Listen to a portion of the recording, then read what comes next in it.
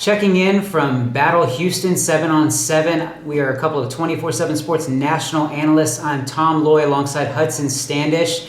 Hudson, great event, long event, but it was a lot of fun today.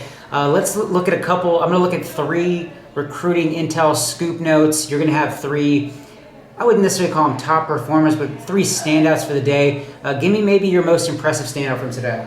I thought Keyshawn Henderson, Battle Houston, the Houston native, number 69 athlete in the 2026 class per 24/7, playing both ways, safety and wide receiver. Plays a little bit of quarterback for his high school squad, but goodness, at safety, Tom, with his length and athleticism, he can just cover the entire field at the catch point numerous times today. We saw him sky, strong hands, catch the football. I mean, he can kind of do it all. Yeah, it was extremely impressive. I keep joking with him, like, I think you're going to make a ton of money as a safety down the road, but he is pretty gung-ho about playing quarterback, and obviously he can dominate a receiver too. But on that note of quarterback, we talked a little bit after the event, and he said that Baylor and Houston are doing a great job standing out for him at this point. They are treating him like a priority at the quarterback position. Others are in play, Texas, Michigan, many others. He's got a ton of visits, seems nowhere near making a decision, but at this point, keep an eye on Baylor, keep an eye on Houston. They're doing a great job of making him a priority. Give me another one. Who else stood out for you today? I thought Antonio Branch Jr. Obviously, genetics are a big deal for us in the evaluation process, and that one speaks for itself. Out of Miami Northwestern, he had 2 picks when I was watching him in back-to-back games, playing that field safety role. And, he's a 6'2" safety, but able to cover, reoccurring themes. He has the range to make plays sideline to sideline. I thought he was extremely impressive and, really kind of set the tone for his squad throughout the day. I know they had a good day today and,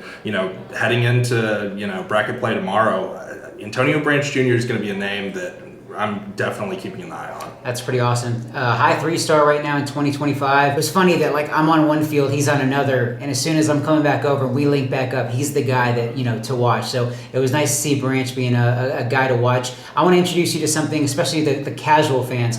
Mark Bowman, class of 2027, tight end, goes to Mater Dei. He will be a national recruit. Kind of already is. You could make the argument. He's got Georgia, Texas, Penn State, Oregon offers.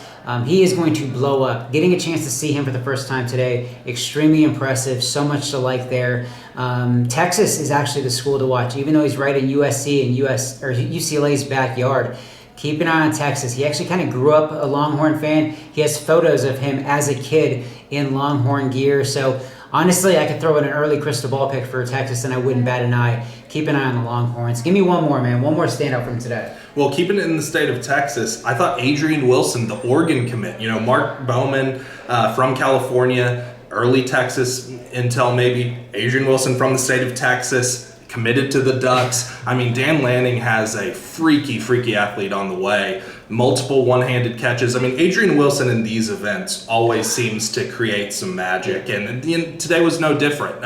Saw him at Under Armour Houston. There were so many it was just such a loaded group of pass catchers that it felt like we didn't even get to talk about Adrian Wilson enough, when the reality was he stacked 2 really impressive performances in back-to-back weeks. So really good get for the Ducks, and his off season, he's been extremely impressive. Fun to watch, man. Big time playmaker, makes the hard catches look easy.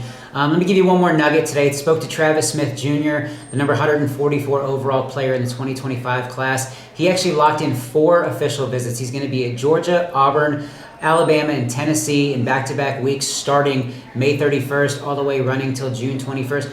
He was just at Texas. He's going to be at Texas A&M this weekend. Other schools are trying to get him played, but when I was talking to Travis, he made it pretty clear these are the 4 schools to watch. Steve Wilfong, Benjamin Wolk have early crystal ball picks in for Georgia.